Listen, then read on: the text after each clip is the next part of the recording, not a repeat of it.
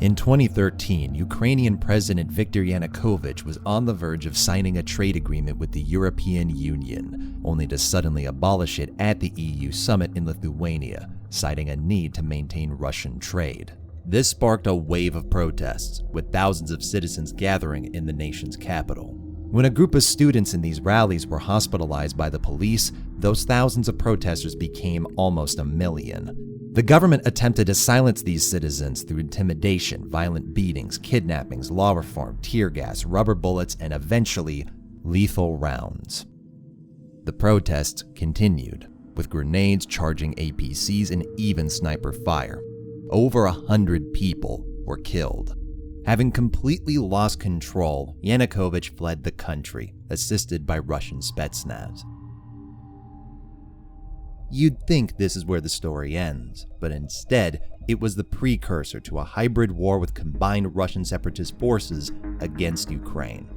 President Putin annexed the state of Crimea.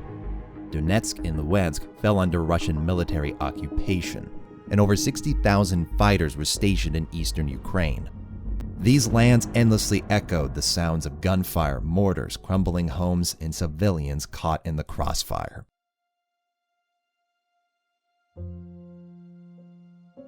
What's going on in Ukraine right now is a tragedy. Websites have called this a crisis, rebellion, or conflict, but make no mistake, it's war. A very real war. 14,000 have died since 2014, and approximately 1.5 million have been displaced from their homes. Some are even forced to return when denied employment or welfare in other parts of the country. The deaths, the propaganda, and the bombing runs have become such a constant for the last 7 years, it's East Ukraine status quo, one with virtually no end in sight. Russia can afford to keep their boot on Ukraine's wound. Ukraine doesn't have the power to quell Russia's forces, and the increased spending of everyone's military budgets only benefits weapon manufacturers. And believe me, I'm not even scratching the surface. If you want to delve deeper, I recommend starting with Winter on Fire and Simon Ostrovsky's coverage. The political complexity makes it difficult for Westerners to easily consume, and Russia's propaganda is very effective. But not only is it worth understanding, it's more relatable to our politics and history than one may assume. Thankfully, the capital is no longer the war zone it was, but sadly, the same can't be said for its eastern states. Things have died down in terms of sheer violence, but it's always under threat of escalating, as they now are for the whole country. According to one man I spoke to living there, while Donetsk slowly rots away in isolation, the best anyone can do is pack their bags and look elsewhere. It's in this regard, then, the story of 4A Games isn't special.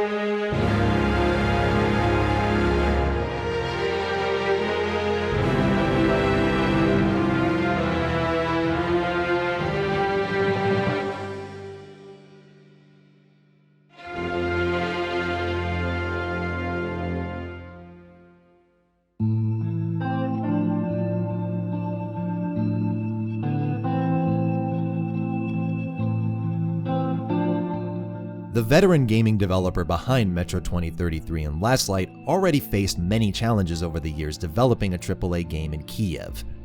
Tiny office spaces, sneaking dev kits over the border, and lacking electricity, just to name a few.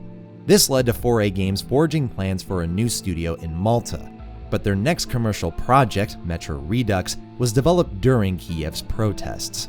According to the now defunct Eastern European blog Redbuzz, every single developer in Kiev has some kind of escape plan in case things go badly. Though, as tempting as it is to draw parallels with Metro Exodus, they don't actually exist. Employees might have feared for their safety at points, but as mentioned, Kiev as a war zone didn't continue. What did were the company's financial challenges. Securing the business partners needed to build games like Metro was difficult as is, let alone when your home is at war. At one point, 4A Games even had Microsoft executives visit the studio. It was a swell discussion about games and potential plans for the future, when all the phones belonging to those executives buzzed with the same text message. Leave the country now. Malta then wasn't 4A's safe haven, not in the literal sense at least, with a roughly even split of employees between the two homes, some even transferring between them during development. What does make 4A Games special is that they came away from their horrible predicament bigger, stronger, and more stable. Though maybe stable's the wrong word, as one thing 4A Games never lacked under any circumstance was ambition.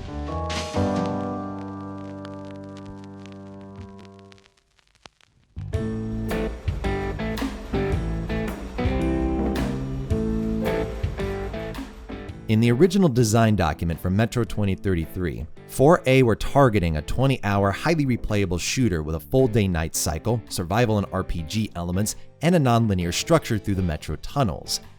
Needless to say, that's not what was released. Neither was its sequel.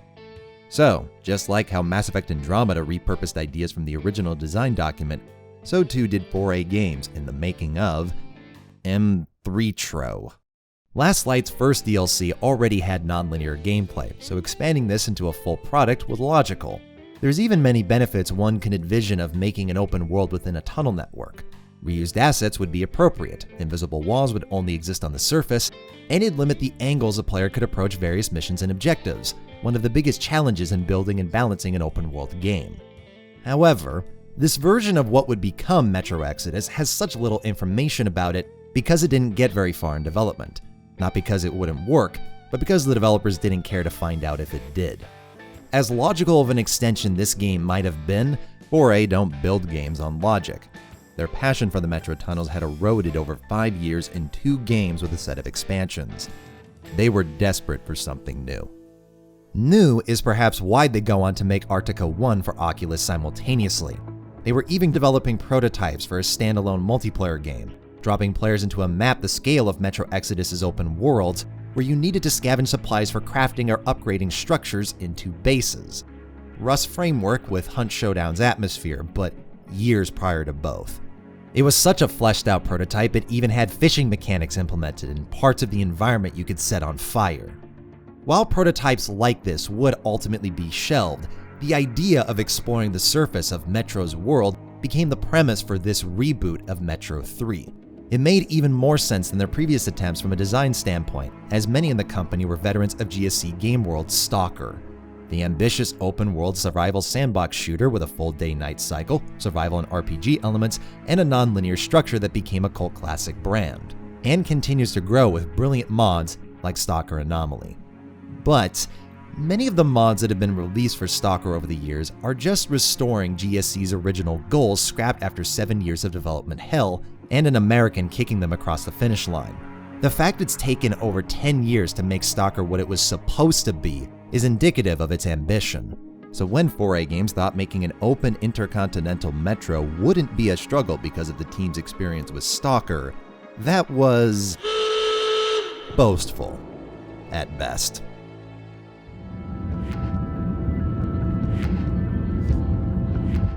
.4A's creative director had just returned from a 3-day trip in Germany, and not on holiday. The time was spent negotiating their publisher, Deep Silver, personally, who gave him the hefty task of informing everyone that Deep Silver hates the game, and are threatening to cancel outright in 5 months if things didn't improve. Why? Homefront The Revolution was also a 20-hour open-world sandbox shooter featuring crafting and survival elements with a non-linear structure. Funded by Deep Silver, over multiple reboots in 5 years of development, only to receive a tsunami of criticism and a lily pond of sales. Metro Exodus, sharing not just mechanics but delays and development struggles, were setting off alarm bells back home, and Deep Silver weren't going to wait for a repeat. While 4A Games had a goal, how to realize it wasn't nailed down, and by 2016, Exodus was no longer the game they started working on. Earlier in 2015, the open worlds, crafting, locations, and Aurora all existed, but their scale was less Metro and more, coincidentally, Mass Effect. Miller wasn't the Aurora's commander, Artyom was, and the open levels were about scavenging resources not for a dozen crew members, but 100 of them in over a dozen train cars. The philosophy was taking the equivalent of a station from Metro with you, and using it to reflect the decisions you make over the course of the game. It made Exodus far grander in scale and spectacle, but there were two major faults. One, the engine struggled to host a dozen train cars, 100 NPCs, and large open worlds simultaneously, even when the whole game was made of reused assets for placeholders. More on that later. 2. Dmitry Glukhovsky, Metro's creator, advised 4A that I can't write 100 interesting characters. 10 to 12 is more realistic. So 4A Games revised Exodus again, retaining the high-level goals of the Aurora and open-world gameplay, though it was still very different. Levels like Volga and Yamantau existed, but only in name. The latter wasn't the Cannibal Conquered D6 replica that appears in the final game, but a series of corridors and staircases before reaching the top of the base, reminding me of Metal Gear Solid's worst level. Taiga, referred internally and by characters as the Valley, had the same scale and freedom of Volga and Caspian. Core gameplay mechanics included shield enemies, zombie hordes, and Anna being a genuine companion following your orders akin to Metal Gear Solid 5's Quiet. But all of these, and so much more, just weren't coming together. It was neither a Metro game nor a unique title that could stand on its own. So after 2 years, 1 reboot, and 2 revisions, 70% of everything built for Metro Exodus was scrapped, and the game we'd recognize as players would begin in 2016. Both studios were given their primary tasks, and Malta's goal was to make their first open level, Volga, the standout. And it shows in how it was made. There's no blueprint for game development, but a common process is grayboxing, laying out your level with basic geometry to test gameplay before handing it to an art team, and throwing away all of their work if the level is dropped. 4A never do this when building levels. Early builds of Volga had identical train tracks, hills, crevices, and even landmarks, such as the church and airplane. In gameplay, these levels were empty, and many of the smaller structures for that gameplay didn't exist yet, but that's not the point. The point is to give designers atmosphere before they fill it with content, the philosophy being, if I can't feel atmosphere, it's useless. Meaning that 70% of content removed was textured, modeled, and lit, explaining its 2 years of development. The closest thing 4A has to a gray box is a white board. That's what designers use to structure all of its levels, including Volga. Yet still, if a developer came up with something on the fly, they'd code it in, right there on the spot. Sometimes you'd open builds and find entirely new gameplay mechanics or sequences that didn't exist the day prior, all on the whim of a small squad of developers or even just a lone member. The metal detector is an example. No one asked the team to make this. One of them just did because they thought it'd be cool. It's a similar story with ziplines.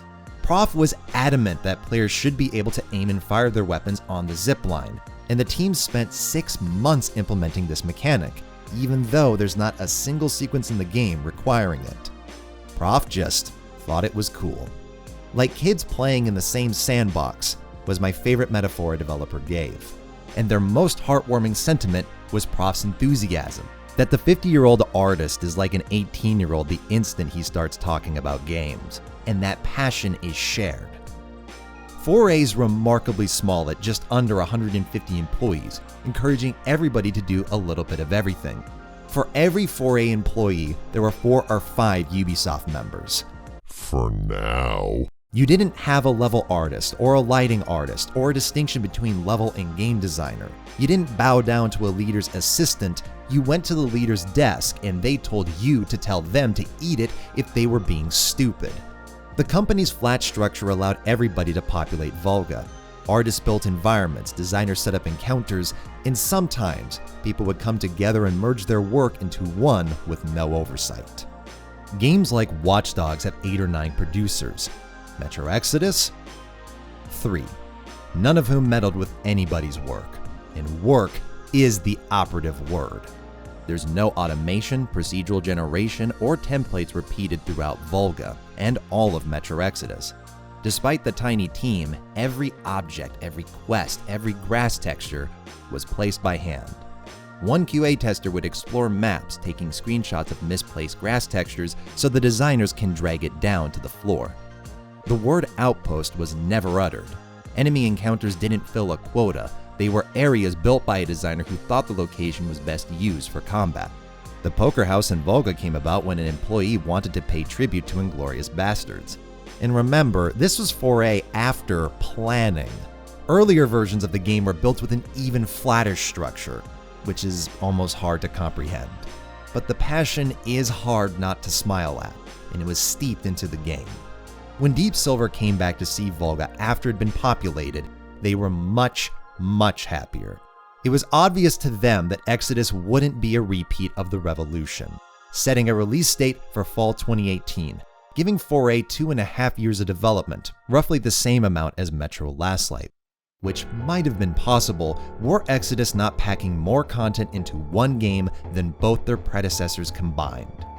Volga was already the studio's greatest undertaking, with Caspian and Valley being even larger, each featuring unique gameplay such as the former using its car as a mobile safe house with beds and a workbench, and the latter emphasizing a horror atmosphere. There was also the matter of its linear levels, including the opening. Deep Silver called a meeting over their concerns for it specifically.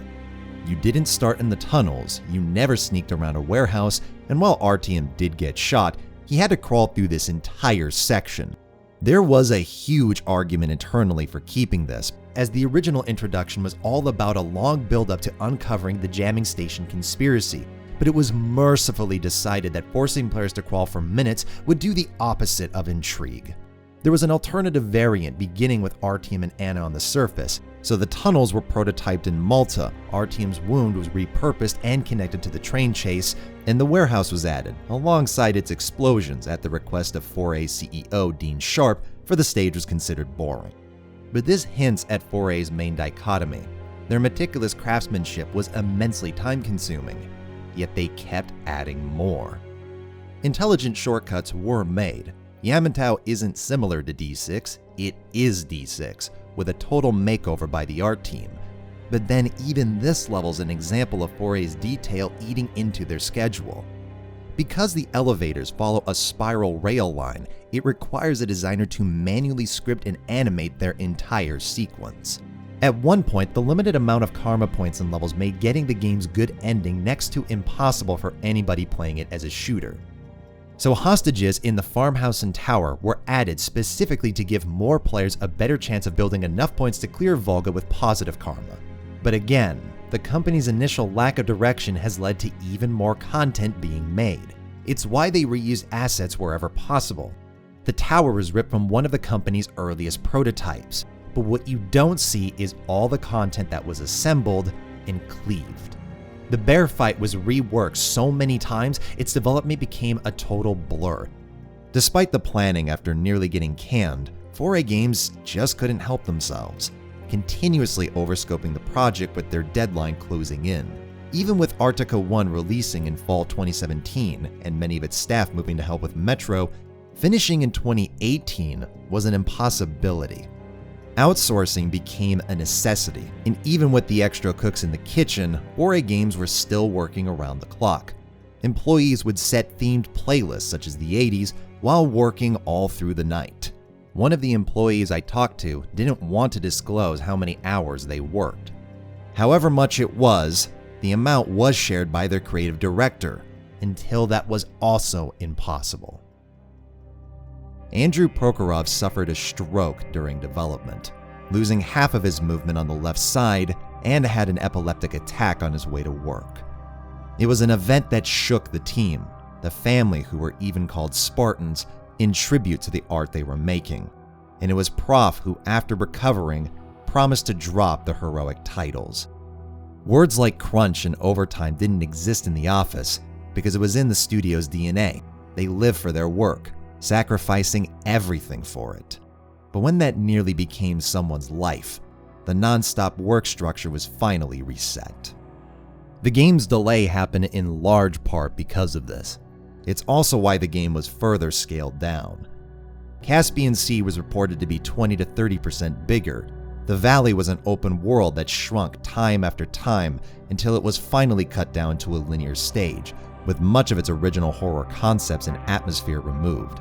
Despite all of these cuts, the team never seemed afraid of how the game would turn out, that it wouldn't be appreciated. Ironic considering what happened next. Deep Silver made Ranger Hardcore a pre-order bonus in Metro Last Light months before launch, so they decided to up the ante by announcing Metro Exodus as a timed Epic Games Store exclusive 2 weeks before launch.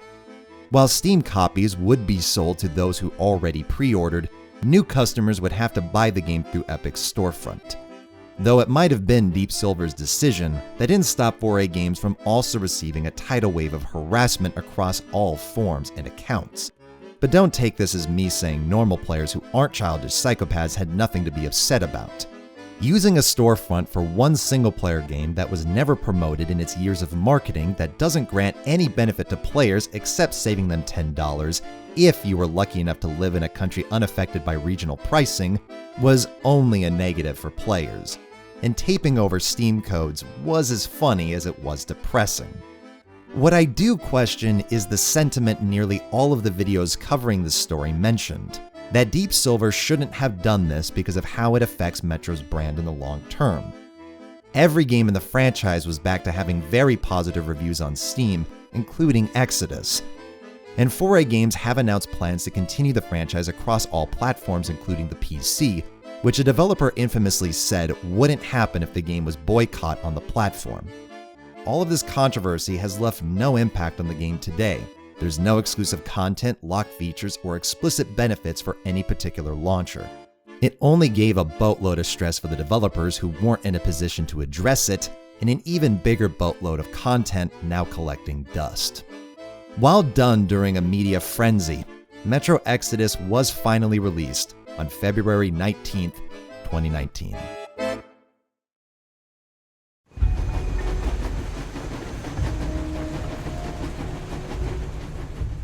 I've got habits when playing video games, one of the most common being to mainline the story.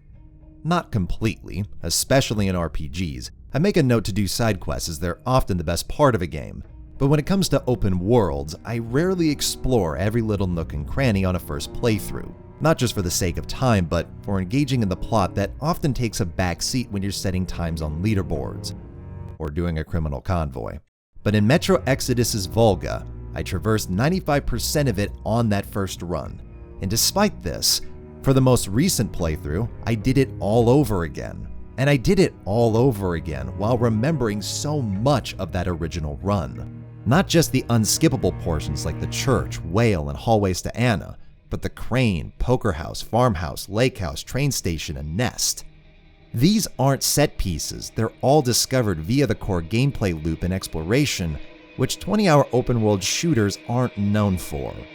I remember the weed farm in Far Cry 3, but that's mostly because of Skrillex. I remember the drug sequences because of Voss. I remember the poker game for being the only appropriate one in a Ubisoft title. But the core gameplay, what you're doing moment to moment the majority of time, becomes a blur of gunfire, explosions, and takedown animations. I can't tell you what I was doing in the first 6 hours of Just Cause 3, because it's not all that distinct from any of the other hours. These long shooters not only need a combat system that's flexible enough to endure for all those hours, they need content that can be repeated throughout them, so the developers don't need to make 5 games worth of unique handcrafted content for one. Only 4A didn't get the memo. Nothing is repeated here. You don't open a map with labels for radio towers, outposts, or races to collect skill points. Your only markers for things undiscovered are question marks. Some of those encounters are reminiscent of outposts in Far Cry, but they're not placed to give side missions, spawn points, or XP rewards. They're just a part of the world you discover, in the same manner as discovering safe houses. There isn't a set number or order of them per stage. The level design of each is very different, from ranged sniper duels on makeshift towers to close-quarter brawls in the train station, as are the rewards for completing them and what follows. Whether it's another camp, boat ride, environment puzzle, what the team called frozen stories, or a piece of loot. But it's never the same thing twice. It's not even a pattern. What order of experiences you get in these levels is whatever the people of 4A wanted to make that day. The Inglorious Bastard Poker House doesn't exist as part of a collectathon, quest, or upgrade tree. It exists because someone thought it would be cool. Talented people filling the environment with what they individually believed in is what makes Volga feel alive. And its magic's the pace at which you uncover these personal diatribes. You don't know if there's a firefight, conversation, puzzle, or equipment around the corner, but because Volga is merely large and not enormous, it never takes long to find out, encouraging detours.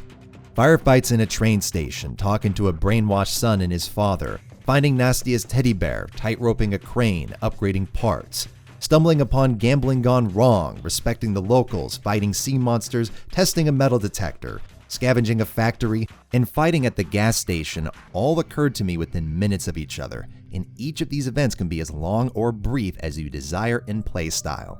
It is such good pacing. I was almost sad to return to the Aurora. No more stumbling upon the next shelter, paddling to the next island, or scavenging that next part. Even the journey to those events has tension. One mob's all it takes to drain your resources, forcing you into scenarios that just wouldn't happen in previous games. Like jammed weapons encouraging you to avoid monsters you normally gun down, or having your resources spread across throwing knives, shotguns, and a 3-cylinder revolver, requiring precise timing over who you kill and with what. It reminds me of the most intense moments of Metro 2033, but where that game constantly confined you behind NPCs, set pieces, or just really poor level design. Exodus lets you indulge in its best components without interruption. It's a chain link of unique experiences where just the decision to detour gives weight to what's discovered, especially when that decision creates a journey within itself. Right next to the power-generated home is a collapsed building down the middle of the river. It's the one location I missed during that first playthrough. Making the trek over there would have been simple, only I forgot boats don't respawn. They always remain where you left them. So I fought multiple enemies, managed my resources, and nearly got killed by sea creatures to get on that boat, dodging even more along the way to finally reach the structure, containing not loot or karma points, but a story. A story of a makeshift hospital cataloging their patients slowly dying off week by week. And the longer you stay in this place, the more screams you hear, the ghosts of this man's dying patients, the ones who led him to be where his corpse now hangs. Volga's an absolute treat of open world design. It's a brilliant example of how so many frustrations open world games face these days isn't the mission types, mixture of activities, or the amount of things to collect. It's making each of those things a checklist rather than an adventure within itself, and gifting disconnected rewards rather than tangible goods, or an emotional payoff. The prospect of Caspian Sea, then, is thrilling. Volga, but more. More terrain, more varying conditions, more features, more structures, more distance. But while Caspian may double Volga in size, it's not double the content. And because there's such a vast distance between objectives, it feels like half the content. The car's obviously a solution, but not only is it slow, it feels slower in a vast open desert without a notable challenge in driving. There isn't a winding, narrow road or a particularly bumpy land, most of the time spent just holding the gas pedal. Volga didn't just have more density in its encounters, but more going on the way to them. Creatures on land and the waters, thin ice connecting islands, pockets of radiation, and anomalies at night. Caspian has pockets of burning oil, buried enemies, grand outposts, and most notably sandstorms. But unlike anomalies, these sandstorms are more scripted. In Volga, 4A had to reduce enemy patrols because the electrical anomalies would kill so many, players would stumble upon unintentional graveyards. In Caspian, the storm always triggers when getting the car, and it's always disabled whenever rescuing slaves to avoid AI issues with the engine. Both methods are solutions, but one allows for more unique experiences. There's less danger in this environment overall, making those stretches between content even more apparent. and unique content is what allows Exodus to thrive. I kept playing Just Cause 3 and Far Cry 3 despite lacking Volga's variety because of its core gameplay strength. The satisfaction of pulling the trigger or just moving through the map. Exodus has the former, but not the latter. Our team's been given an extra heft in this game. Weapons are slower to reload and aim down sights. They've got a solid amount of kick to them, and sound design across the board's been overhauled to give all of them a distinct punch. These are all good changes. Last Light's heightened animation suited its bombastic campaign, but that style's not only less suited to Metro's grounded atmosphere, it's definitely antithetical to a game that's more draped in quiet time. But 4A's attempt to give RTM weight in his movement just feels off, and I'm far from alone. Movement speed is relatively high, but gravity is low, making you float across the air like a ball, putting you in critical health at some points. It's surprisingly less noticeable on a keyboard, but still quite puzzling when Last Light didn't have this issue at all. And while those improvements listed do make the game much more immersive, in terms of AI behavior or enemy types, Exodus has never been top-notch. In truth, Metro's never been, but it could cover up a lot of its errors in the darkness of its tunnels. Perhaps one of the troubles with Caspian is that its brightness often highlights the worst of those you fight, both in animations and behavior.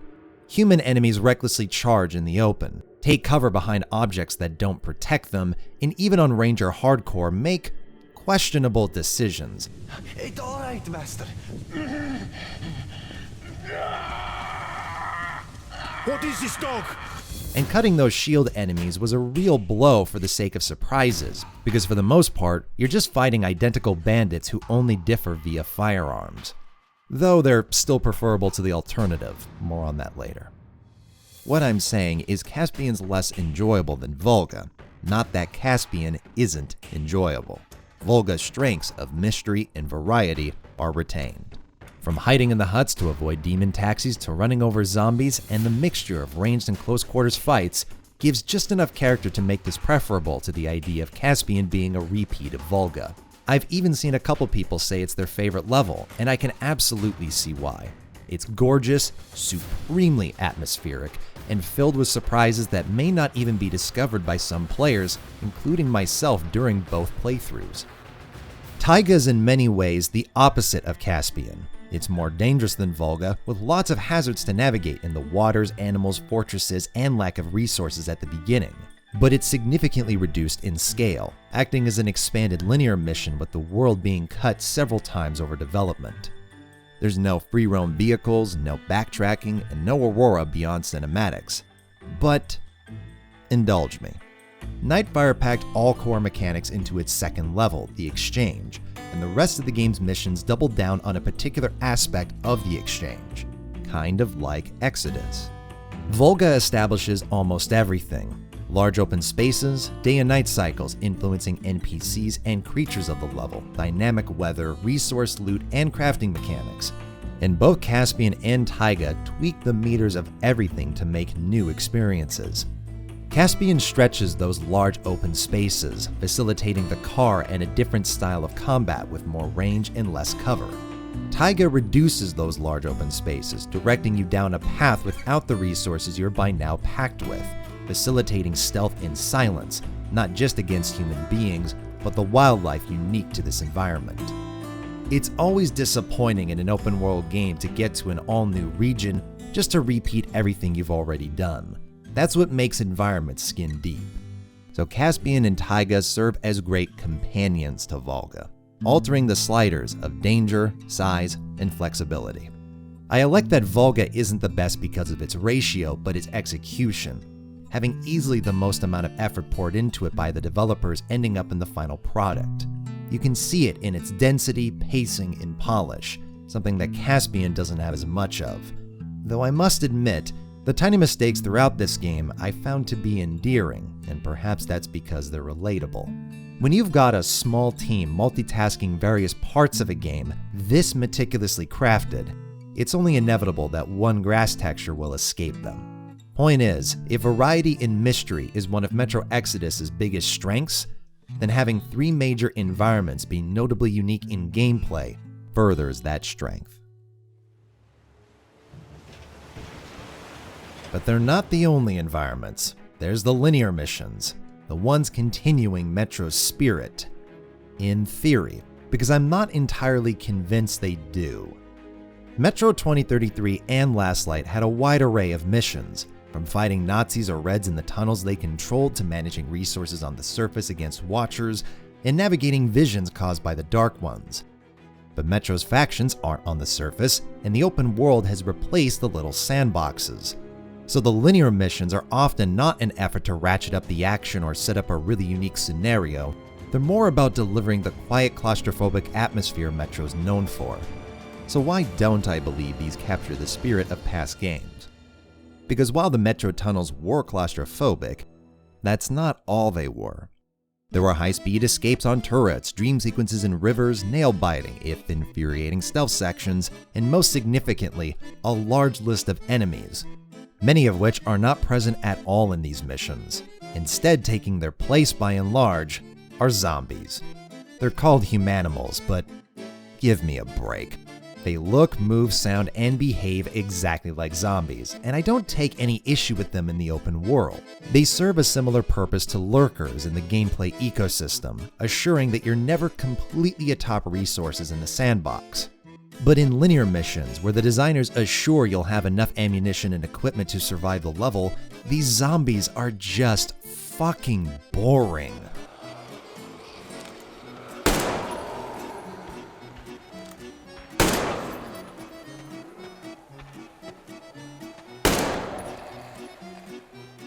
There's no variations in traits other than health, no weaknesses to particular weapons, getting close to them just triggers a QTE. The knife's been excluded to takedown animations, so saving ammo requires 3 to 4 clunky punches, and their ranged attacks is throwing bricks like Vancouverites.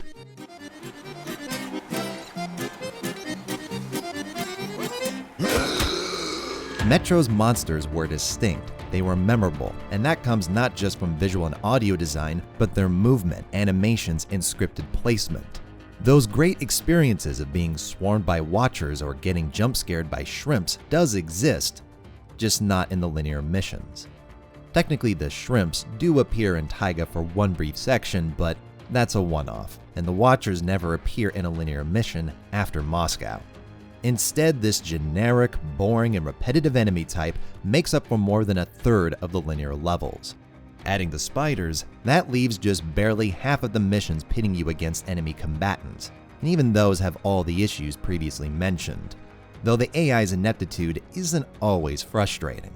During my first playthrough, I decided to kill 3 campers with 1 Molotov, and apparently it appalled my enemies so much, they all surrendered.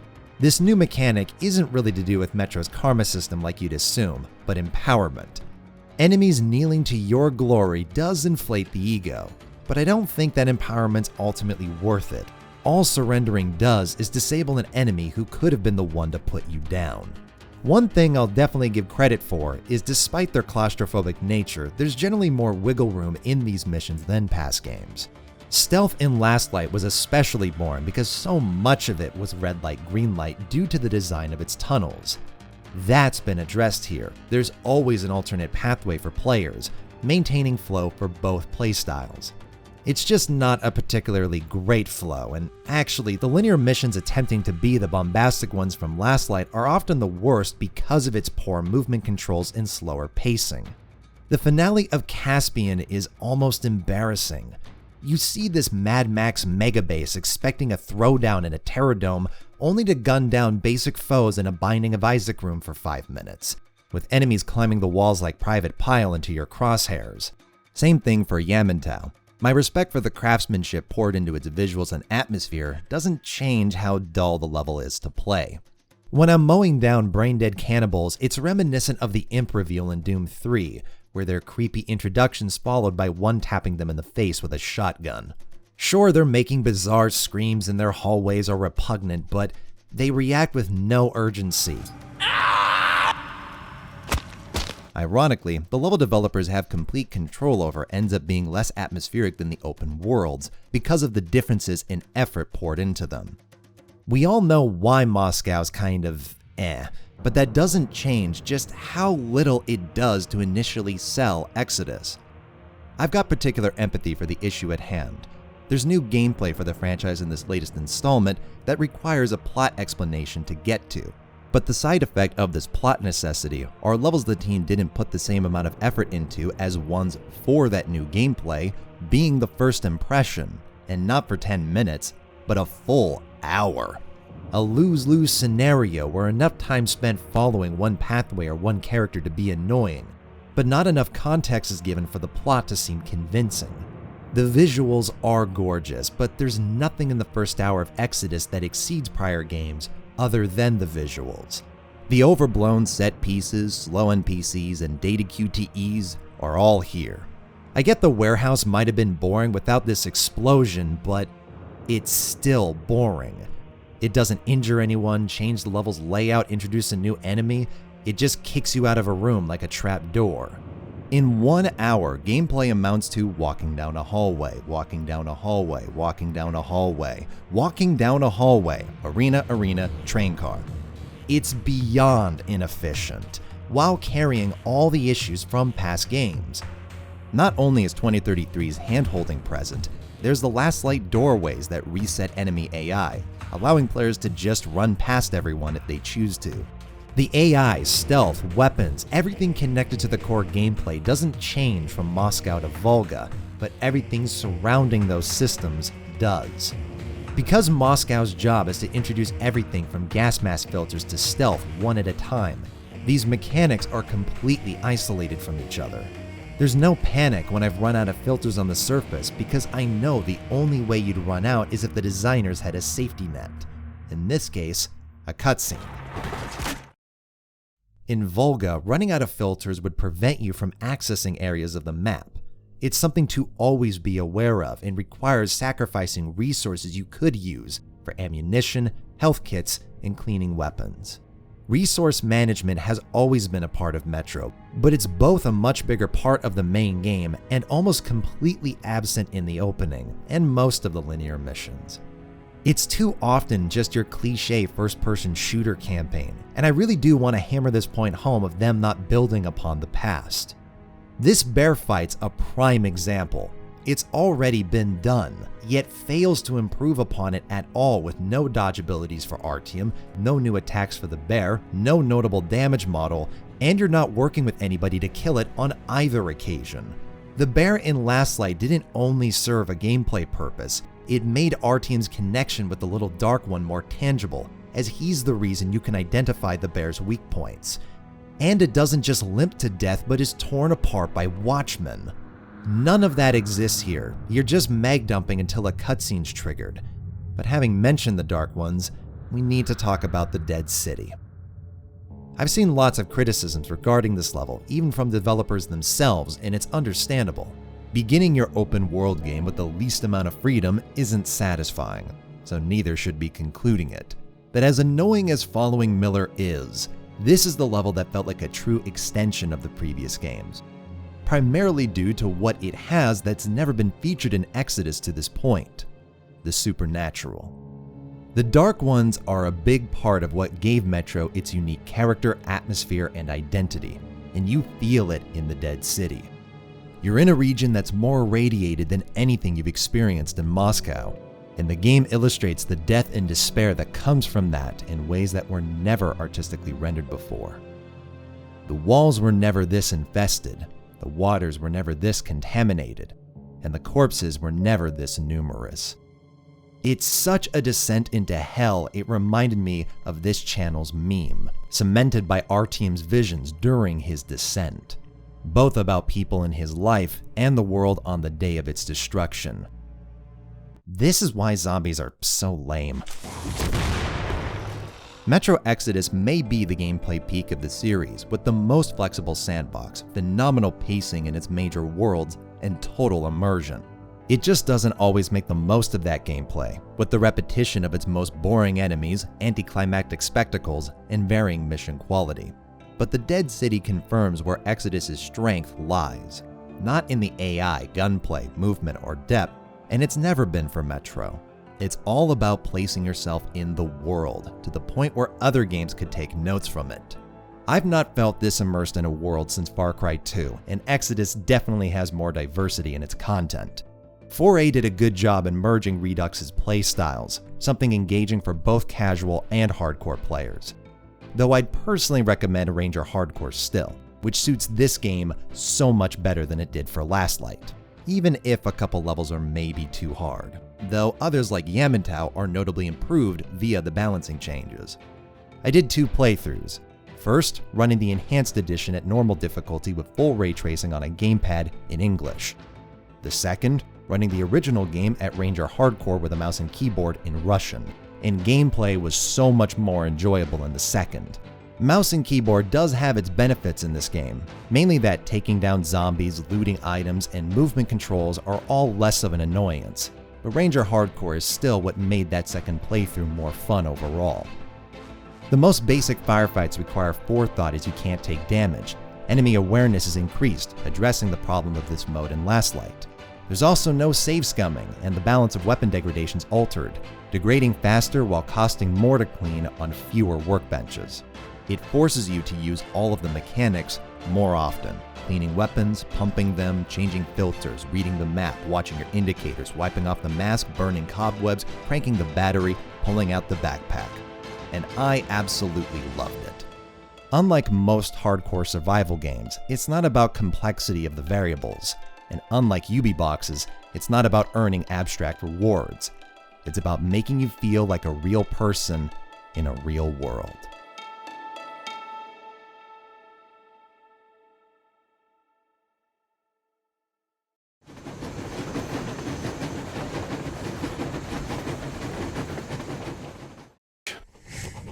When I'm told to write a vague protagonist, what I hear is, make them boring. If a player needs a boring avatar in order to feel immersed in a game, then that player's not projecting onto the character.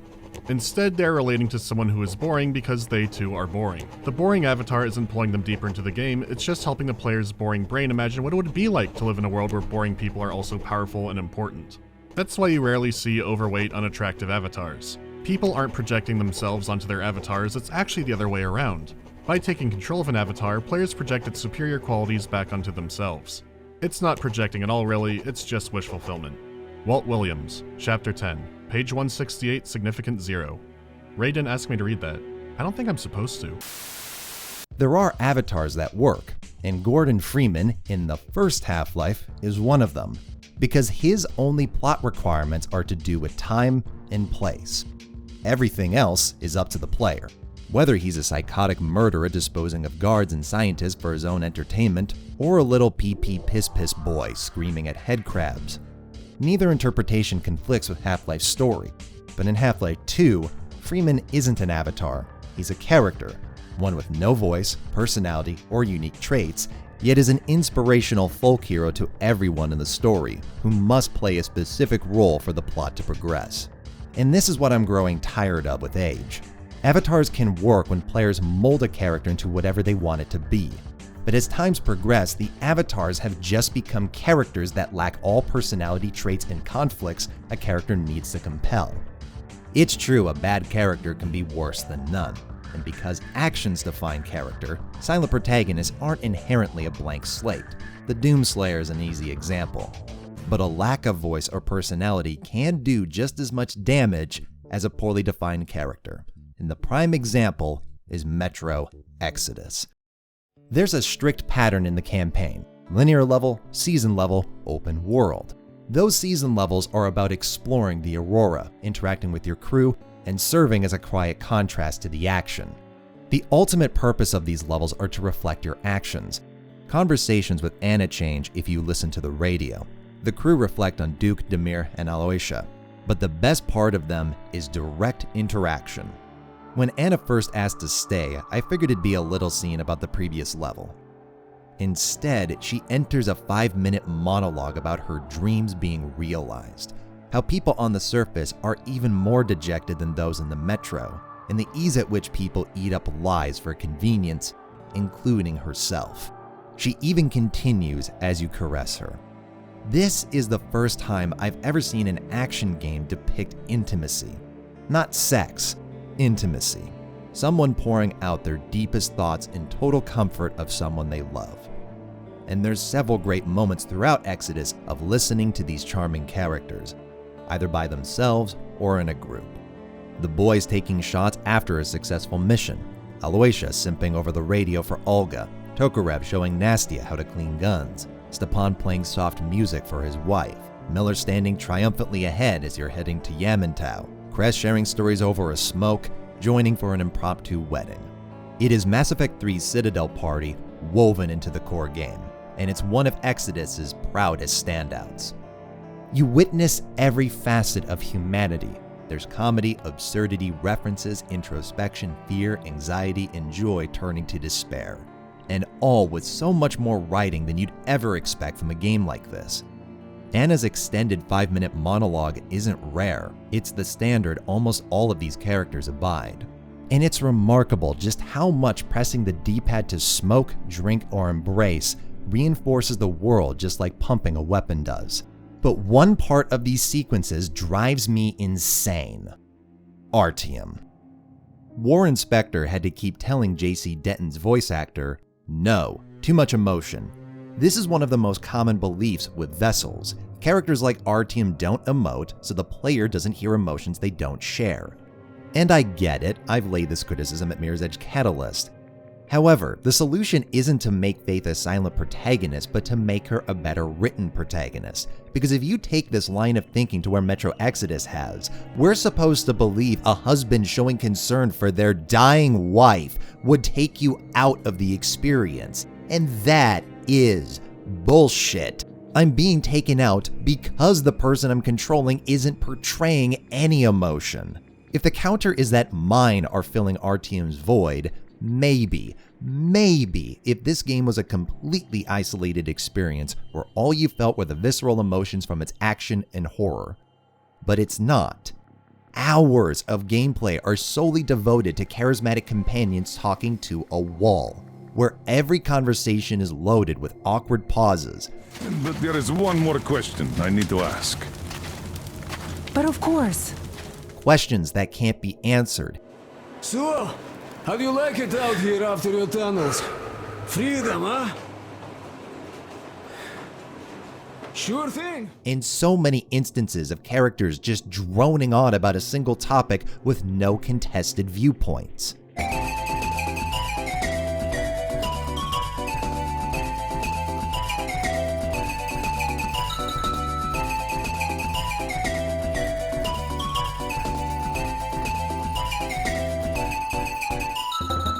I've critiqued Commander Shepard for being a fridge with only a handful of tiny scenes in 3 to give a drip of characterization.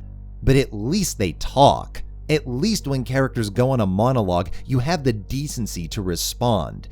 So much of what makes people's favorite characters are how they react. And how can they when your hero never does?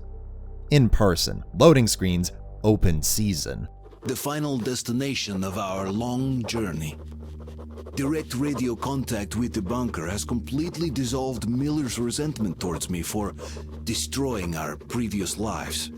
He is eagerly anticipating the meeting with the Minister of Defense he was promised.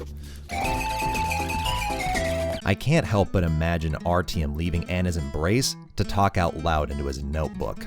That is what's been so frustrating about all of the Metros, but Exodus in particular. Artyom isn't an avatar. He's a character, one with strong wants, needs, and desires that get more defined with each installment, to the point where he is the only reason Metro Exodus's plot even begins. It's him, and him alone, pushing for a return to the surface, that there has to be more to life in the Metro tunnels. He believes this so fiercely, he sacrifices his own health every day against the wills of his commander and partner. He's grown so much since 2033. A boy filling in for the shoes of a seasoned Spartan is now second in command to the Spartans. A veteran over his comrades. He expresses himself passionately between missions about everything he's seen in his travels, and everyone else expresses themselves more than ever before, with stronger characterization. The easiest example is Anna, who went from unlikable to waifu overnight. Everyone loves her now. and why wouldn't they? The intimacy referenced earlier is a core part of these season levels, and after winter, they always begin with Anna and Artyom in private. The relationship is reinforced constantly, both through Anna's dialogue and animations like lifting each other with both hands. It's such a cute relationship that could have been realized so much more if Artyom was treated as an actual character, which he is, just not in gameplay, making it all the more obnoxious.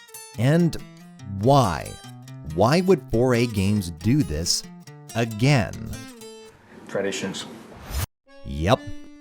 In every Metro game, Artyom is the protagonist who talks in loading screens, but is mute during gameplay, all for one line or grunt during an intense scene. That is always voiced by Prof, and the leads didn't want to give this up for consistency, which is another poor excuse. You'll completely alter the appearance of characters, design a new gameplay framework, and shove iconic enemies aside for zombies, but Artyom's voice, that's where you're going to plant your flag in the name of tradition. Tradition will always be one of the worst excuses for any decision in any line of work or celebration.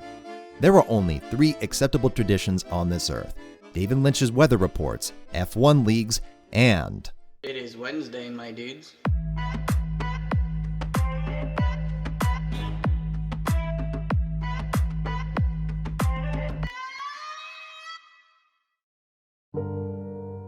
Now, I said the open world gameplay first requires a plot event in Moscow. Artyom needs to find a signal of life on the surface. He starts the ball rolling, venturing out an untold number of times and being hospitalized 3 times. So the game demonstrates this by beginning with the descent into the tunnels. Not the other way around? I normally don't give suggestions like this anymore. Hindsight's 20/20, and it is unfair to play armchair designer, but this to me is an obvious thematic oversight, though it makes sense via the circumstances. While Ukraine developed many of the linear levels, including Moscow, the tunnels were prototyped later by Malta, and the argument I could see for this opening requiring tunnels is the following levels exploring the surface with Anna. But that's my argument. If the game's plot is about Artyom going to the surface, the opening should be visiting the surface alone, failing to find a signal and collapsing, where you're rescued by Anna watching you from afar. You wake up in the hospital with her, she berates you for your recklessness, and then fully tags along with you in the next mission where you do succeed. And if the tunnels are an absolute must, then just start in them. I have no doubt the opening cobbled together here is stronger than what previously existed, especially considering Deep Silver's insistence over it. But the mismanagement overrides a vital storytelling opportunity. Actually, 2, because Artyom doesn't even get the signal. You're just walking along, minding your own business with Anna when... What the? Artyom, are you seeing this? I'm not just imagining things, right? There's no build-up, anticipation, or foreshadowing. There's just a train now that no one in the Spartan Order has had any suspicion of. Yes, Hansa, those controlling the train, are in bed with the Order, and there is a throwaway line from Anna mentioning that even stalkers aren't allowed in this area. But that didn't raise any suspicion? No one's heard or seen traces of a moving train in a post-apocalypse? Deus Ex being hidden I could buy because that was buried away in the tunnels, but this is a much greater reach. Now, I'm not actually that bothered by contrivances. I'm fine with Silva timing a crashing train with Bond's foot chase, but not only is that a spectacle action film and this is a grounded post-apocalypse, this is the plot's catalyst. It sets everything in motion and there's no fanfare. You just find a train like you'd find a water bottle on the side of the street. Now, I spent 8 months looking for a home to rent in Vancouver, only for one family friend to trade me theirs. I'm all too familiar with the concept that things can happen irrespective of the effort you put towards them. But it sucks in real life, so in fiction, it should have a purpose beyond just setting the plot in motion. There's no consequences for Artyom going to the surface, no thematic pull or questions raised. While he's the reason this story begins, it doesn't feel like it, because of how this plot point is so uneventfully delivered. It's not that I can't buy Anna and Artyom getting captured. They're both quite experienced. Nor that there's people from outside, or that a signal jammer exists blocking all the radio transmissions in the capital. It's just they're all so hastily slapped together. How are Hansa completely unaware of Anna and Artyom when they're working with Colonel Miller? Why would Anna think allies are in this restricted zone? Why would Hansa bring prisoners from 200 kilometers beyond Moscow just to kill them? Why is the radio jammer shot up in a lame brawl when it could have been Artyom destroying it by himself, maybe even by the player's hand? These are the things that can't be addressed when a level's cobbled together to justify a new setting, rather than compel on its own. There's no desire for me to replay Moscow after beating it, existing only to put you on the train. There's no gameplay, characters, or cutscenes that can be appreciated on their own. Volga's when the storytelling improves, just like the gameplay, though not through cutscenes or set pieces, but the environment. Going from Reds versus Nazis to anti-techno fish worshipping cult versus bandits may seem weak. I was rolling my eyes back at launch, but the more you delve into the world, the more sense this cult makes.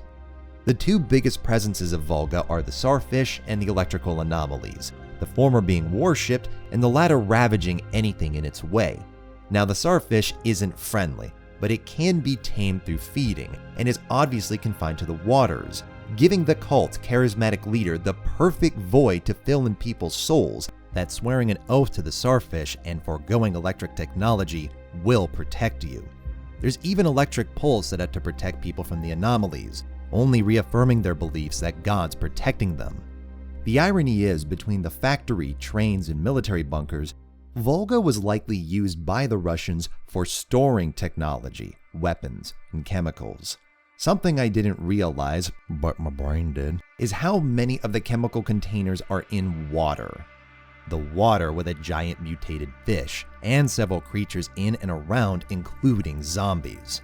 The water within Europe's longest river, which connected to the Caspian Sea, that also has zombies. Metro's creatures aren't purely the result of Judgment Day. Khan believed the Dark Ones were genetically engineered before the nuclear war, deep in the underground of D6. And witnessing the remnants of an obviously incompetent government leading to mutated creatures across every landscape, the technophobic cult ends up worshipping the product of misused science and technology. No, it doesn't have the theater of the old factions rising in the tunnels, but it shares a depressing realism that we as people will eat up lies to make sense of the world around us. And the absurdity of Volga's situation isn't any more ridiculous than the lie Metro has lived, one that in part, we lived. Bearing witness to the cults of each world carries the same weight, that thousands of people use the land around them the same way those of Metro used theirs is why Metro's atmosphere is ultimately retained, even when it's in the vast open desert. There's so much to break down and theorize about from the notes gathered in levels that combine with the environmental storytelling in each location. Even the metal detector is paired with an emotionally charged note of someone who made the device to help his clan protect themselves from the dangerous landscape they're in, only to blame the technology in their death. However, my time was misplaced. I didn't spend the playthroughs putting all of these pieces together. I hope one day someone more passionate about this game than me makes a Matthew Matosis-style commentary that breaks down each pocket of the world, because that is how bespoke Metro Exodus is. More specifically, its environmental storytelling, because the plot, while just as long and plentiful, isn't nearly as notable, and for this reason. Imagine visiting the flotilla in Mass Effect 2 without Tali. There's still good writing, a rich lore, and a compelling conflict, but you'd be starting from zero, visiting a place you've never seen with nobody you know, all to collect one item you need, rather than entering that location with an emotional booster kit. That is Metro Exodus. You visit locations you've never seen with nobody you know to collect a single item you need. That might be the point, and as established, there's lots of great world building to be invested in. I've enjoyed games with episodic plots, but that's not Exodus. It's a long-running 20-hour linear narrative about building a home for your family with a set order of worlds and levels where lots of things happen, but very few of them alter or further that goal. The game is aware of this and uses characters like Gyul and Olga to act as our emotional booster kit, someone whose life is this world you've entered that we can use to empathize and relate with. Yet it also adds to the frustration. You meet a likable character with their distinct voice, design, and connection to this world you only get a glimpse of. The game already has a large cast of characters, so adding even more to enrich a particular level at the sacrifice of everything else may hint that Exodus, despite being a much smaller version of what they originally intended, is just too grand for its own good. The detail of Volga's river being part of Caspian's infection is brilliant, but the nature of Exodus's story involving the Aurora stumbling into the middle of someone else's conflict, learning about it, fighting it, and moving past it, is the only way they can leave a lasting impact is if there's one for the main plot, and too often, there isn't. In terms of plot threads throughout the runtime, there's finding a settling location, Anna's worsening health, and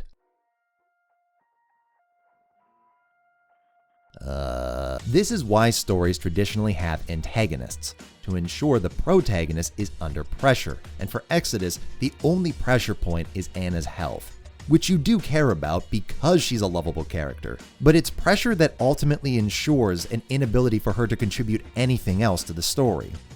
It's telling that Anna's most memorable scenes are listening to her in the train, because finding Katya and shooting the Baron are the only other moments involving her agency. And it's all set up from a hole. It's the train all over again, a moment of contrivance for the sake of convenience. But I think what bothers me most about Anna's illness is that it should have been Artyom.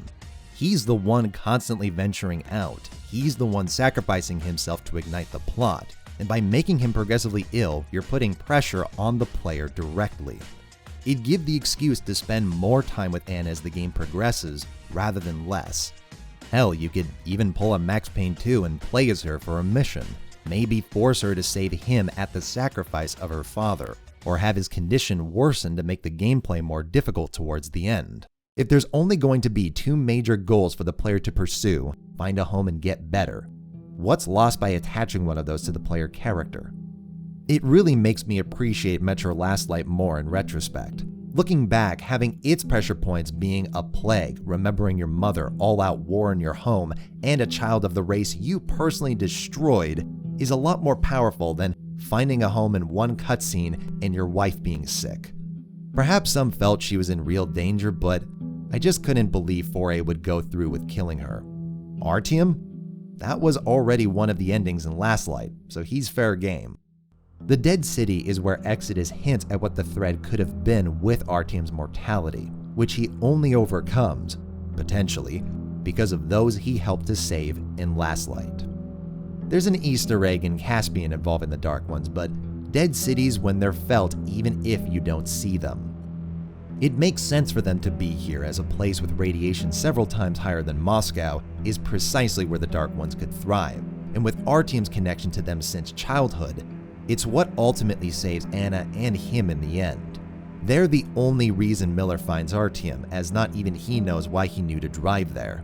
And in this impossibly large facility that all of Artyom's visions of his wife point him in the direction of her cure must entail their assistance. And it's where I felt the most attached to Artyom because his thoughts are projected outside of a loading screen. The last level is where Artyom is truly at risk, where his determination sending him down a path which nobody can return from if it was anybody else. Not because of what he can do, but who he knows and has helped. Well, if he didn't shoot any prisoners. Which is maybe fair enough. I originally had a couple paragraphs disregarding the karma system, as I'm still not a fan of it in basically any video game. However, Exodus is an improvement from past games in that the good endings, not just for the game but also for each open world, is far less arbitrary and arduous than Last Light. Now, getting the good ending merely entails only killing enemies, knocking out the surrendered, and saving any slaves or prisoners. Rather than only reflecting your actions in the finale, the season levels have now taken that job and are far more successful. And the tiny size of the train cars empower the developers to cram in an overwhelming amount of detail and dialogue to account for all situations the Aurora crew can find themselves in. Metro Exodus easily falls in the category of games whose story is average, at best, but the storytelling is at points phenomenal. There's just an elephant in the room: voice acting.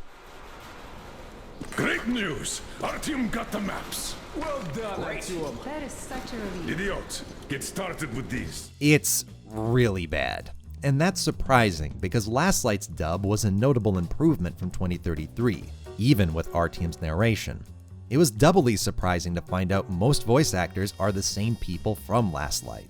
So I think this is a repeat of Mass Effect Andromeda. Something happened in the recording that demanded each of the actors' delivery to be slower and stiffer. What really amplifies it are the awkward pauses and cutoffs.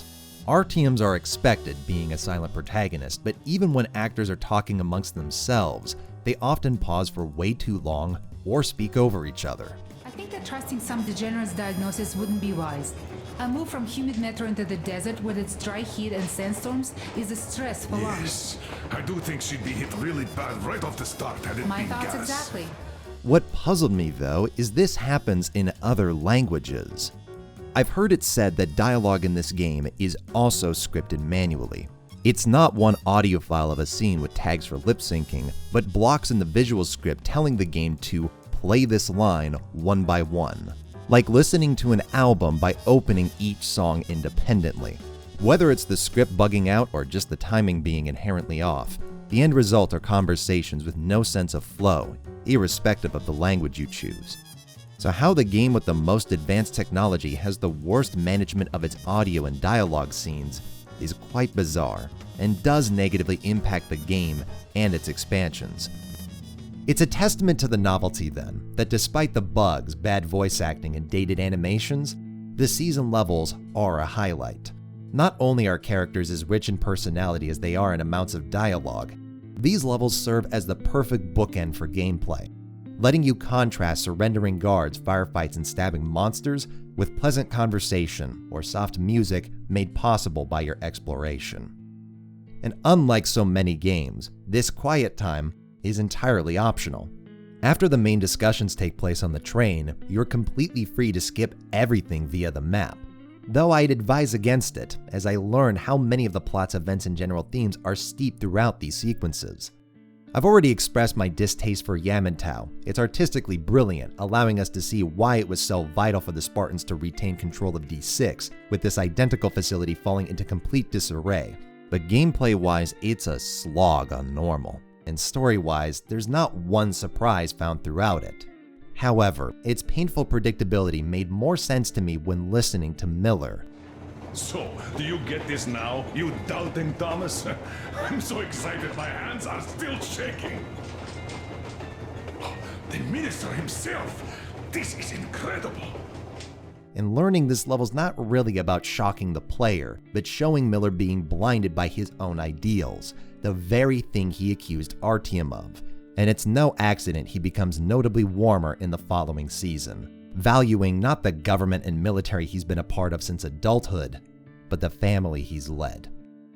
What Exodus has lost from Last Light, it makes up for via innovations for the franchise, with some very nearly being innovations for gaming in general, if 4A shove their traditions aside.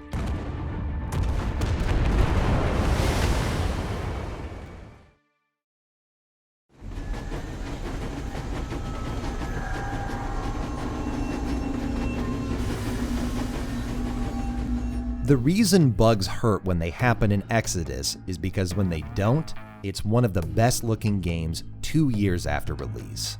The unparalleled detail of each weapon, the textures and their effects, along with the gorgeous lighting, are just portions of a fully realized post-apocalyptic world unlike any other.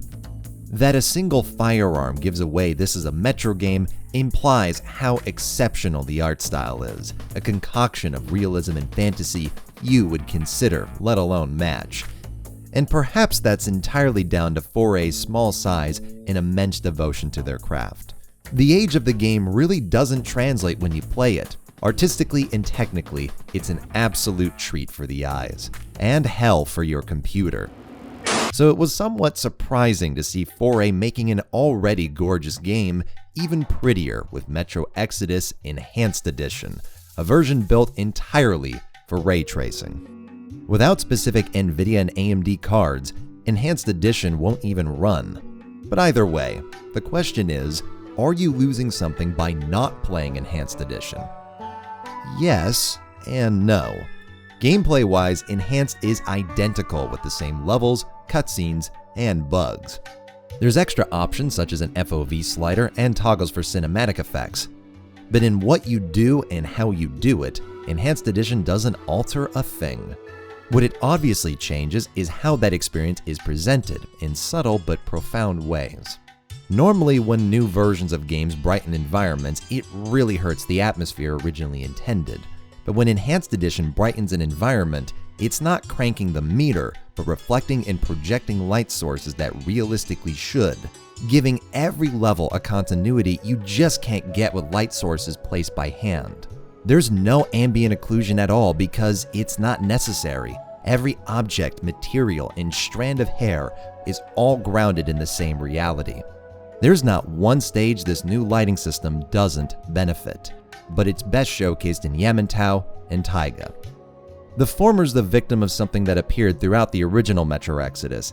It's emulated bounce lighting not reflecting properly off of characters, altering their hair color at points. All of that's remedied now, with even the tiniest light sources impacting scenes. Heavy light sources are best witnessed in the latter, where just coasting along the train tracks features fog, reflections, and consistency, giving the environment so much more depth. But what I'm most intrigued by with this system is its impact on game development itself. I've argued for years that we don't need games to look better, but for this level of fidelity to be easier to achieve. Because currently, our only solution for enhancing textures, adding more light sources, and building bigger environments is hiring more people. And for even the richest of companies, that can only be taken so far. What ray tracing shows is making a better looking game doesn't need to require more time and staff. Where a developer would previously have to emulate reflected light sources by hand, which then need to be individually tweaked if the level is changed in any capacity, now with this system, they're able to just flip a switch in the game's editor, one that dynamically adjusts to the level being created while looking even better than that manually reflected space. It's equally fascinating and promising for the future of game development, and for the full details, Digital Foundry's breakdown is absolutely worth watching. But why did I say yes and no? Because I'm selfish. For controller, I don't mind playing games at 60 or even 30 FPS once I adjust, so playing Enhanced Edition on my first run for a normal playthrough on controller was perfectly fine. I'm lucky. Running a GTX 3080 with a Ryzen 7 3700X, the game only dropped below 60 FPS on ultra settings in spaces with the most NPCs. But when it comes to mouse and keyboard, I've just been spoiled by 144 FPS for too long. I can't reliably play a first-person shooter without it, and achieving that with Enhanced Edition requires so much sacrifice it defeats the point of playing it. Yes, both games running at maximum settings net the same performance, which is very impressive. But the base game on high settings easily manages to maintain a stable 110 FPS. Meanwhile, Ultra Performance DLSS on high settings with no VRS, sounds like an auto trade, barely maintains 90, despite looking like unbridled ass with a shimmering effect on every object. Enhanced Edition also utilizes a very annoying depth of field and contrast adjustment, making it look worse at specific moments to me, and generally blurrier overall. Something I'd rather deal without while playing on Hardcore Ranger against enemies that can two-shot you, which is why the original version is useful.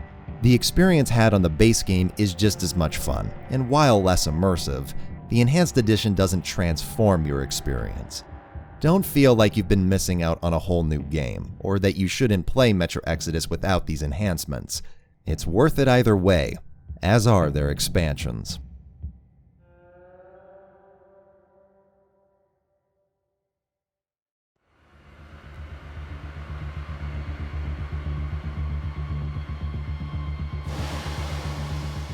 Metro Last Light's expansions, as previously covered by Mandalore, were interesting. 4A attempted to use the Season Pass model to give unique experiences from the base game across 8 pieces of content, more akin to a short story collection. And while the content was solid, mostly, it really only added more rather than new, with exception to the Stalker Scavenger Hunt, the best piece of content. Mandalore previously observed in the Chronicle pack that its 1.5 hours of content was spread across 3 characters with revelations that weren't really revelations, rather than evolving us in one storyline. And 4A Games took that feedback from fans at the time to heart, or had their own intentions to do something different with Metro Exodus. There's 2 expansions for this game, the 2 Kernels and Sam's story. The former clocks in at 2.5 hours, which may seem short on the surface, but is still longer than Mass Effect 2's biggest DLC, though the latter, Sam's story, averages at 6 hours, equivalent to all of Metro Last Light's DLC combined. So how did these hold up? Considering Metro Exodus's dedication in moving to the surface with open-world environments, a DLC returning to the Metro tunnels may come off as regressive. All of the survival, dynamic moments, and management required in Exodus's base gameplay, my favorite parts, wouldn't apply to the linear experience 2 Kernels is. But what's lost from Metro Exodus's dynamics is replaced with a beautifully told story, addressing several issues from the base game's narrative. The most obvious being a voiced protagonist, which isn't new for Metro. The Chronicles pack and Last Light also featured voice player characters, but as mentioned, their brevity didn't allow for much of an attachment to be built. What makes 2 Kernels such an improvement is how it's utilized. Order to all groups. I just saw a fully grown worm, so watch out. Alder, Red One here. Roger that. The Colonel you play as never wastes their voice on miscellaneous gameplay details like pickups or notable objects. He only speaks when someone would and should, replying to someone on the radio, bantering with his crew, or visiting his son. Having proper conversations involving the character you inhabit is such a breath of fresh air after Exodus's main journey, where the game must constantly generate some excuse for why the radio can't be answered or someone else needs to explain something a man of our team's ability should already know. While the flamethrower sequence in 2 Kernels overstays its welcome to an extent, I couldn't help but feel immersed in the world, largely in part to feeling like I was clearing out infested tunnels with a friendly group of co-workers. But the most valuable contribution Klebenekov brings to the table are in dialogue scenes. Actually, and I speak as someone who's been watching you two, I think you're doing amazingly well. He's growing up a real man, an OSCOM fighter. Yes, he is a huge fan of all things OSCOM. We're like superheroes in his eyes. Bit chilling, actually. But we are heroes. We're saving who we can, and it's all for our children's sake. What could be chilling in that? He still doesn't understand many things and idealizes us. Thinks we are knights without fear and beyond reproach, but real life is complicated. You must do certain things, and then look into his eyes thinking, would he understand if I told him about that? This conversation was better than any had on the Aurora. The awkward pauses, unanswered questions, and one-sided narratives are swapped for discussions as authentic as the game's intimacy. Your character even holds their drink and cigarette in sync with the dialogue, working to reinforce your place as this character, just like pumping the flamethrower. And because two-way conversations are now possible, even walking through the crowded metro districts, something we've done a dozen times before, feels new again. Being able to feel the Colonel's presence in the world, not through everybody shouting his name, but interactions with those he knows, the most important of which being his son. God of War's brought fatherhood to a mainstream game, but the two Colonels also portrays it, and in a manner that isn't contrasted against Norse mythology, but a world that's unnervingly similar to our own. Conversations are had over New Year's celebrations and dinner tables, in the midst of rising tensions between two factions, ultimately leading to the scenes of utter devastation left behind in the Dead City. It's an endearing, tragic, and heartfelt relationship I felt very connected to. Especially as the narrative isn't about its lead character's badassery, but his naivety leading to humility, admitting fault in front of his son, ultimately leading him to his death, but with their final actions leading to life for Miller's family, his daughter and son-in-law. That's beautiful. And because the 2 kernels is 2.5 hours, it's best consumed all in one sitting, thanks to a supremely paced campaign, structuring the precise amount of quiet time needed to make its explosive levels stand out, setting up the fast-paced mag-dumping gameplay that Exodus never really facilitated. Even the presentation goes outside of the franchise's comfort zone with these brilliant transitions between Miller in the present and Klebenekov in the past, leaving not one loading screen in sight, making it that much easier to maintain immersion over a single playthrough. It's such an irony that the DLC made to rekindle Metro's past demonstrates what could have been had 4A let go of the franchise's traditions. Imagining Last Light representation this slick over its loading screen narrations and silent protagonist has me itching for a full experience of this style and quality. Though I don't mean to pitch this DLC as perfect.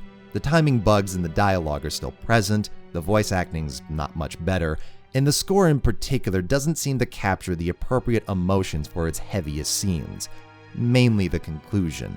But if you skip this DLC at the mention of its linearity, I urge you to at least give this a try, as personally, I found this to be just as, if not more enjoyable than the main game, thanks to its storytelling and immersion.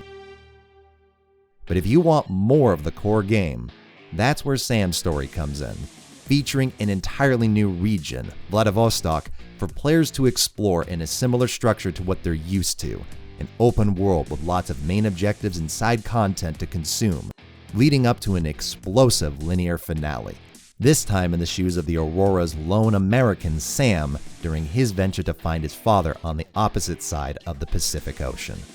This map is a brilliant cocktail of Volga's density, Caspian's scale, and Taiga's atmosphere, taking place in a flooded city with this gorgeous combination of large facilities, lush environments, and crumbling apartment complexes.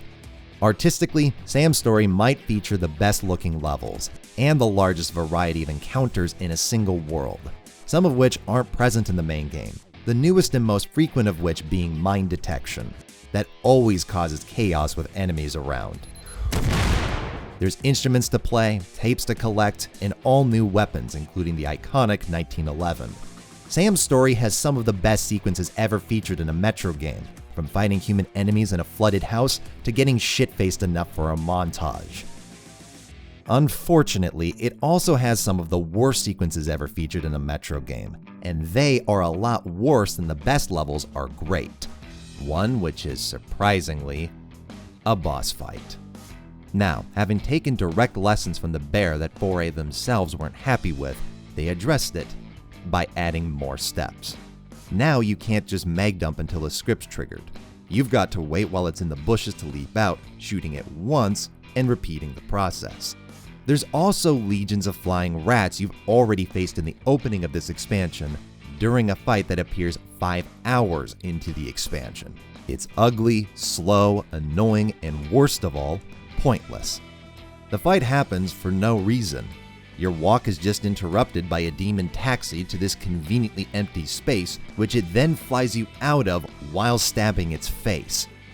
I've never seen a boss battle that was so horrendously shoved in, like cutting my heel off with a shoehorn. And maybe it wouldn't bother me so much if it was the only bad sequence in Sam's story. But it isn't. The junkyard fight's even more unwieldy. What lures you in with a gorgeous vista quickly becomes the worst part of that boss fight, draining your resources with obviously scripted pile-ups, trapping you in a tiny arena where you spin in circles shooting bats. It's downright pathetic. If they really needed your resources to be wasted that badly, just take my backpack like you did in the campaign. I'd recommend zombie hordes for the job, but that's another thing I take issue with. They're repeated from start to finish, including the finale. I'm bored of these enemies by Volga, let alone after completing over 20 hours of content. But the final disappointment is that 2 Kernel's storytelling isn't retained. Sam is a voiced protagonist and voiced by Frank Hayden himself. But Two colonels starred a devoted father caught in a conflict beyond their control, who speaks when interacting with those personal to him. This leads a video game TM protagonist that beats people up in cinematics and displays the emotions of Artyom in conversation. He even voices aloud pickups, so collecting your green stuff has a 1 in 5 chance of making him say, "Could be of use." This isn't an expandalone. Sam's story requires a copy of Metro Exodus, so why they thought players need someone to announce pickups they've already been collecting for potentially 20 hours can't make sense to me. It's not immersive, it's not helpful, and none of the lines are particularly clever, so what's their use? I also started to get really irritated by the repetitive score, reusing the same music for sneaking and fighting from Exodus that was already being stretched thin. Alyx's soundtrack from Exodus is excellent. You heard it in this video's opening. The problem is not nearly enough material was recorded for the gameplay. There's more variety in Exodus's loading screens than there is when sneaking and shooting. Stems that were annoying by the end of Exodus are just grating here. More importantly, music's absolutely vital for setting the mood of a new stage. Imagine 343 Guilty Spark with Perilous Journey. It doesn't work, so to have an environment look entirely new but sound the same doesn't make it feel unique. Predictably, I enjoyed Two Colonels more than Sam's story, because the former was a pleasant surprise, as I felt Exodus's best moments were found in the open world, but it tells a compelling story that fit best in DLC. Sam's story is more of the same, which is good when it's that content I loved, but annoying when it's repeating the main campaign's mistakes, or making them worse. Though I think my coverage here potentially gives the wrong impression. If you haven't played Metro Exodus in a while, looking for that game's experience but without repeating levels, Sam's story is the perfect answer. There's literally so much to enjoy here. Sam's story is the scale of most full-price games while looking better than them in the process. I want to play it again with my mouse and keyboard hardcore Rangers setup, thinking of how those great levels will play out in more intense settings. And who knows, maybe I'm harsher on it because after playing dozens of hours of Exodus, I had my fill. But I'll say this much. I enjoyed Exodus's DLC a lot more than Last Lights. As neat a short story collection in the Metro universe is on paper, a game with as much passion and production value as Metro Exodus is deserving of a player that'll sink their teeth into it, rather than just getting started and being hurled back to the main menu. If you've played Exodus but skipped these expansions, you are missing out.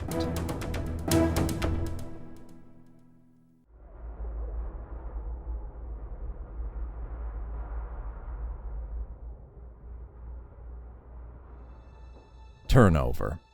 It's one of the most prevalent things in the gaming industry.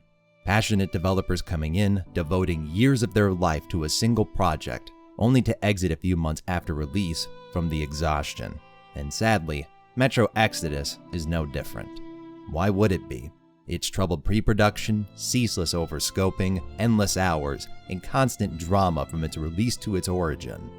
It's disappointing that many talented people would have to leave what's likely the most passionate game studio out there for the sake of their health and well-being. But at least they can and should be proud of how Metro Exodus reflects that concoction of chaos, pride, and craft. It's broken at times, breathtaking at others, remarkably detailed, hastily patched up, eerily realistic, patently absurd. And really, I think that is what makes Metro so beloved. Previously on this franchise, I said people came to Metro for its world, and sure, millions of people associate these tunnels with one work of fiction now. But if Exodus proves anything, it's that the underground isn't what makes Metro. 4A's unique passion does. I can criticize the boss fight's introduction and overscoping all I want, but those faults came from the same ambition that earned the game's qualities. The variety of content in each world, the immersive mechanics, and the charming reality of its characters. 4A punched so far above their weight, and while every Metro game plays radically differently from each other, this is their connection. The head scratchers, the snoozers, and the hair pullers, alongside the heart stoppers and heart warmers. Even as somebody who loved this game upon release, I massively underestimated it, hence the length. I didn't know what 4A survived, the internal reboots, the variety of its worlds, or the painstaking detail. Exodus is more than anything else a game I remember, and the more you look into it, the more you see the inspiration that built it. I wish for the next installment to be more polished, maybe more focused, but as long as it manages to carry this signature dedication, then just like Metro Exodus, it will forever be a worthy sequel.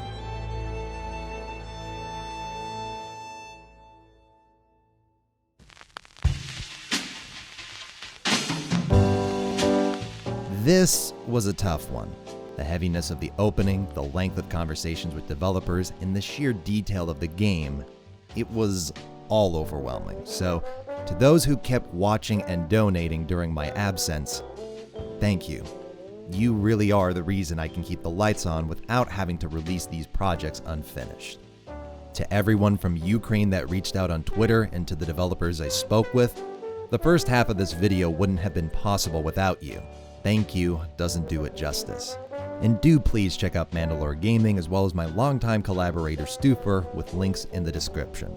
Along with something new, a new way of supporting my work. And it gets you video games on GOG.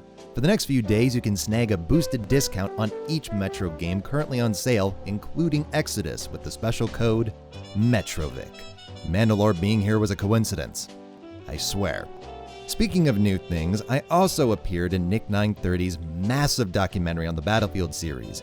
He put an immense amount of work into it, so give his video some love. And for those that came in from my last F1 video recently, the league I'm a part of is starting its 3rd season on January 20th, so be sure to visit the Shambles Championship for that. And finally, at long last, when is the next video? Oh, for fuck's sake. How many rats have you killed in Halo 3? The only ones killed are the ones thrown at my enemies. When is John going to watch Castlevania with me? He's a potato. He can't. Tiger Woods' PGA Tour through the years, when? I genuinely have a script written about golf video games, so don't discount the idea. Did you play the 2042 beta? I did, and it's why I didn't buy the game. Is Sparky dead? He was on Twitter, but not anymore. Why do you refuse to let me call you daddy in public? You just did, you little Why didn't you include this in your modern military shooters video? His head's too big to fit in a video. Are you simply having a wonderful Christmas time? I did. I'm lucky to have a loving family, one that makes pumpkin cheesecake. If you were to develop either a Mass Effect or a Halo game, what direction would you want to take to reinvigorate those franchises? Mass Effect I've had a rough idea for some time. Make it so the speeches we heard from Hackett in the Destroy ending took place in-universe on the day we defeated the Reapers, only to reveal a year has passed since then with everybody trapped on Earth fighting for resources. And while Shepard would be in this hypothetical game, I'd really want to make them a companion rather than the main player character. It allowed BioWare to do a proper iteration of the idea they had of Hawk from Dragon Age 2 going to Inquisition. As for Halo, I think it's in a pretty good place right now, at least gameplay-wise. So I think there's an opportunity to do a spin-off. One I've mentioned before, an ODST VR game. Something that requires players to fight grunts, jackals, elites, brutes, and hunters as an ordinary human being rather than a power-armored super soldier. Both universes are ripe for exploration. How can you explain this? Why does it surprise you? Funny enough, I actually ended up installing it after that play session. Genshin's a very well-crafted game, but despite that, the MMO qualities just push me away. What I've gotten out of playing it is that I really need to play Breath of the Wild. What's your opinion on the F1 finale? Like I did with Mass Effect Andromeda, I'll come back to that when we've all got some distance from it. Though honestly, I'll probably just echo everything Chainbear has already said.